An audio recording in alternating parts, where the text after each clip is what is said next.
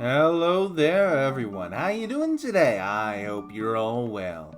Today we're reading D&D Horror Stories. Our video's a bit late today, but I don't have enough regular viewers to really care about that. Speaking of regular viewers, remember to like the video, leave a comment below, and subscribe to the channel so this channel gets suggested to more people so I can get some regular viewers.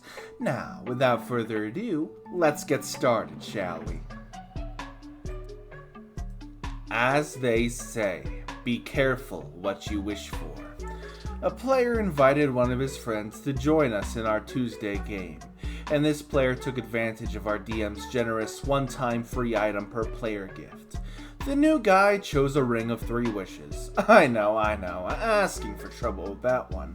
The DM allowed it, but stated the ring appeared to have 2 of the wishes consumed already. The new guy argued a bit before saying with a wide grin, "Okay, I wish for permanent access to the wish spell. It doesn't require a spell slot when used, nor will it apply any of its negative effects on me."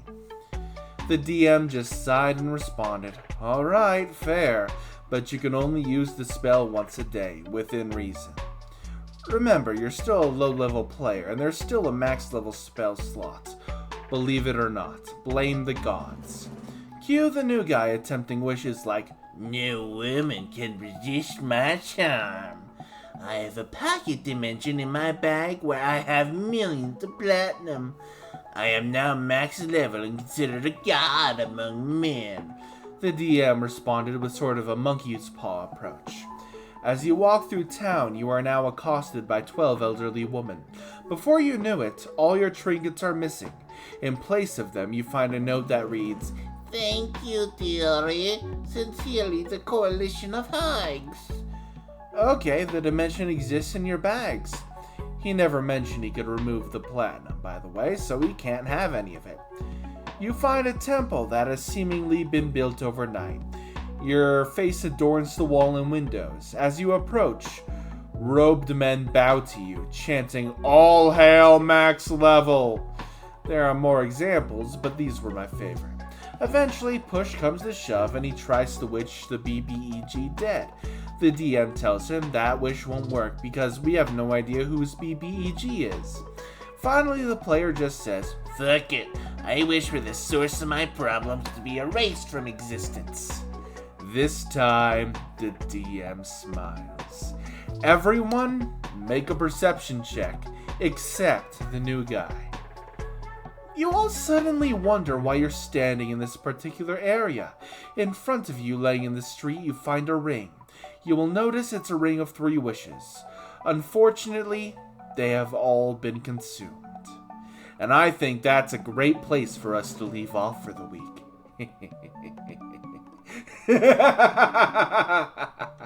Oh, that's wonderful. Wonderful. On to the next story. Okay, this one's short, but I just have to include it for how ridiculous the title is. Am I the asshole for not letting my D&D players run a horse brothel? I DM for a party of 9, so needless to say, things get a little bit hectic. So when my party's druid came up with an idea to get them some easy coin, I was caught a little bit off guard. My party just made it to one of the largest cities in my homebrew world. Think Waterdeep. The druid asked me if, since there are a lot of people in this city, would the market for people who are interested in a brothel service be bigger? Naturally, I said yes, assuming he planned on going to a brothel. He instead offered to work in the brothel for a day, assuring the owner maximum profit. With a high charisma roll, the owner agreed and gave the druid a room. The druid then revealed his hand. The whole time he planned on using conjure animals in combination with wild sheep to summon a militia of horses with the sole purpose of pleasuring the freaks of my city. This news shook me to my core.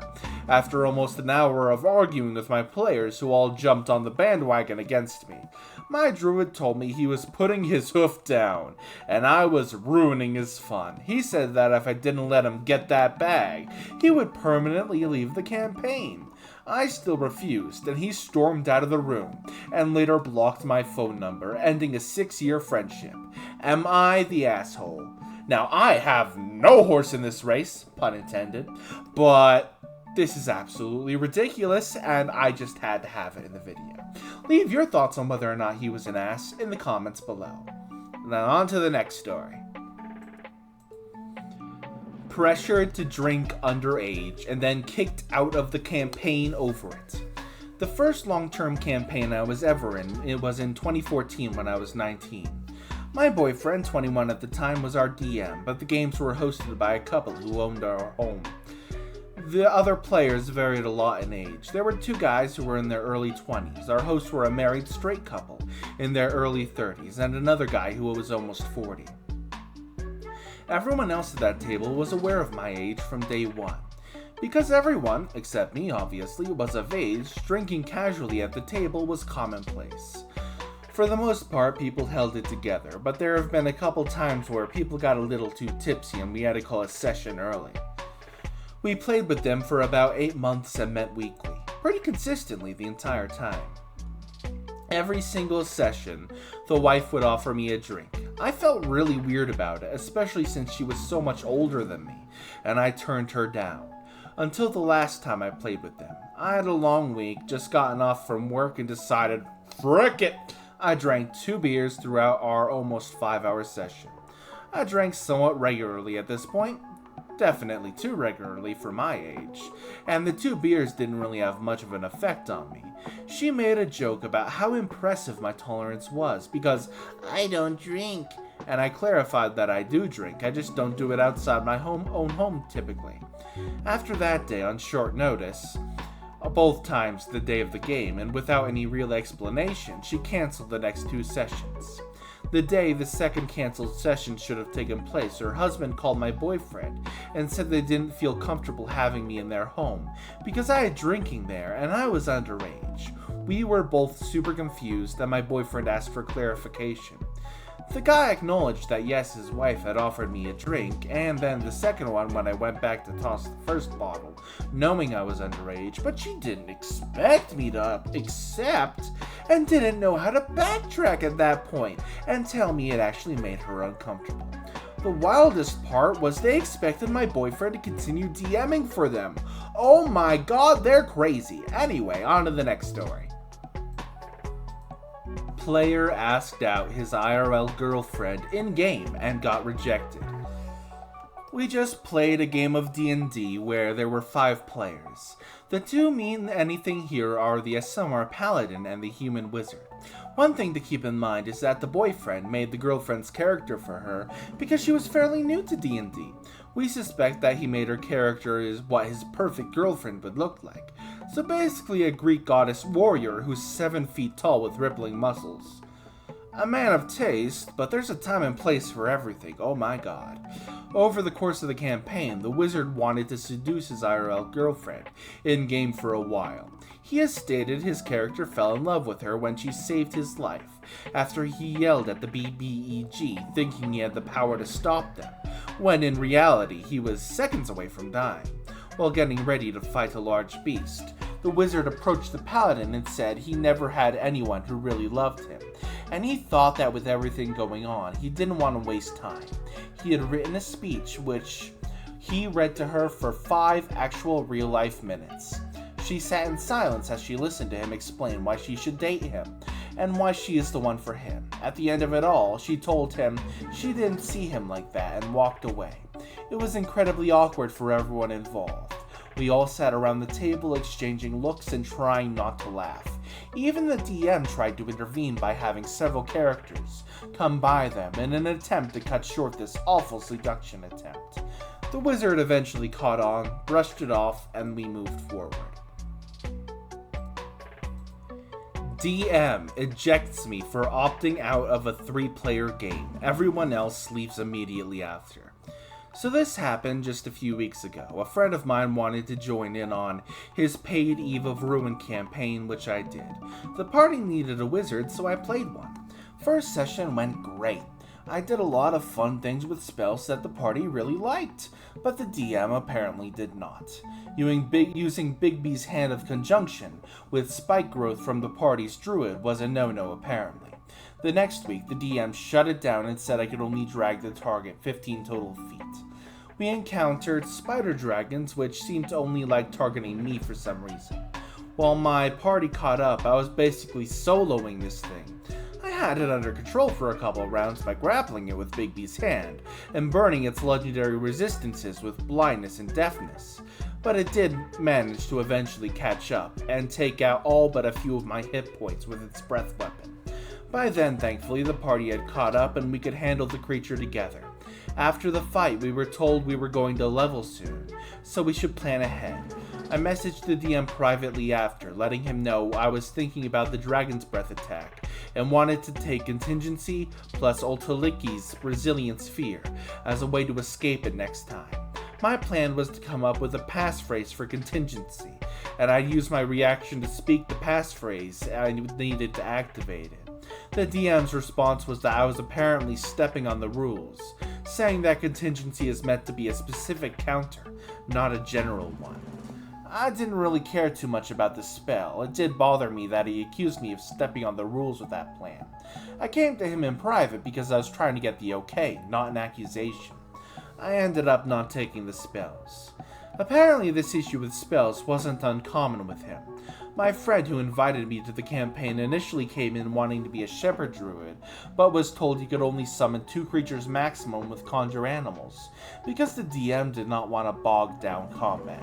He insisted it could be fun and even offered to do a mock combat with the group to see how they all felt about it, but the DM told him no, and my friend had to settle on some other subclass. Later on, 2 players quit for their own reasons unknown to me, and we were only left with 4 people in the party.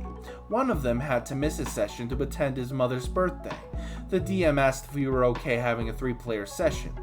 I communicated that I would rather not, but he pushed the session again. The rest of the party was already on the fence about it. I said I didn't want to. Let's just pick up next week when there's 4 of us. The DM canceled, then messaged me privately. Hey, bud, I know you're having a good week. I just want to address what happened to the group just now. I understand your preference for playing with 4 people, or having Gabriel there, but by deciding not to attend this session, it has essentially canceled the plans of others for this Saturday. I know D&D is just a game, but it's also a social commitment for everyone involved. When we're all playing D&D together, it's important to consider how our choices impact the group as a whole. I realize that D&D is ultimately just a game, but it's also a social event and a commitment for a lot of folks. And if we're all playing together, we need to be mindful of that. Not attending a session when life rears its head is absolutely fine, but not attending a session just because isn't really acceptable. Going forward, I need you to offer a bit more commitment and be a bit more mindful of the other player's time. Hope that's alright with yourself. Any issues, let me know. I responded to him, reminding him that this is a paid campaign, and I had preferences about how I should be spending my money. 3-player sessions are typically dull by my experience, and I'd rather spend my time doing something else. After my reply, I was asked to leave the campaign, which I happily did. I announced to the group that I was leaving due to conflicts with the DM. Within 45 minutes, everyone else left the campaign as well. Ah, lovely karma. You love to see it. Nightmare player making unthinkable jokes in crowded game store. So a little context here, this is a 2E game that was being played with materials I sold to the game store owner for my dad's collection. The game was going mostly well for several cycles. The day in question was a busier than normal Sunday, and the game store owner was our DM, so we had a lot more sitting and waiting to play than normal. While sitting there, one guy who attends with his 2 adult sons begins talking about what a racist his father was, and begins telling actual racist jokes about black people at the table. Although I'm white, I have a lot of black family, and I just come from my sister-in-law's birthday party. She's 10 and adopted, and we love her very much. Not only that, but I try my best not to be a bystander when I see stuff like this. I walked away from the table to get some air and splashed water on my face as I was overwhelmed with anger, as he has used the Spanish variant of the N-word, as well as making jokes that I will not repeat here. When the DM got back and asked me a question as a player character, I said I couldn't explain my position assertively, including that I just had come from the birthday party of a little girl that's heavily affected by that type of behavior and left. Now, my understanding is that everyone at the table thought it was in bad taste, though all but two, a friend of mine and the DM who didn't hear it, were laughing and cutting up while these jokes were being told. In any case, I'm being excluded from the game. I think this is wild. I made a scene, but I never got aggressive in any way. I had to stand by my convictions. Anyways, I'm disappointed not to play, but the environment is toxic, so it is what it is. That's the end of today's video. If you all enjoyed the stories I had for you, remember to like the video, subscribe to the channel, leave a comment down below, and I will see you all next time. Oh, by the way, we have an Entitled People Story playlist if you want to listen to some of that. That would be wonderful if you could check it out. Bye-bye! Hello there, everyone. I'm Mickey Mouse from your Costco restaurant. Times have been tough at Disney, and I have to say, I'm disappointed. You haven't been sacrificing yourselves for the company, huh? You need to offer up all your personal belongings to Costco and Disney! What? What, boss? What are you telling me I'm fired? I'm not supposed to tell everyone to give me up on my money? How dare you, boss? I'm telling you that you're fired! That's gonna be a clip-worthy moment if I've ever seen one.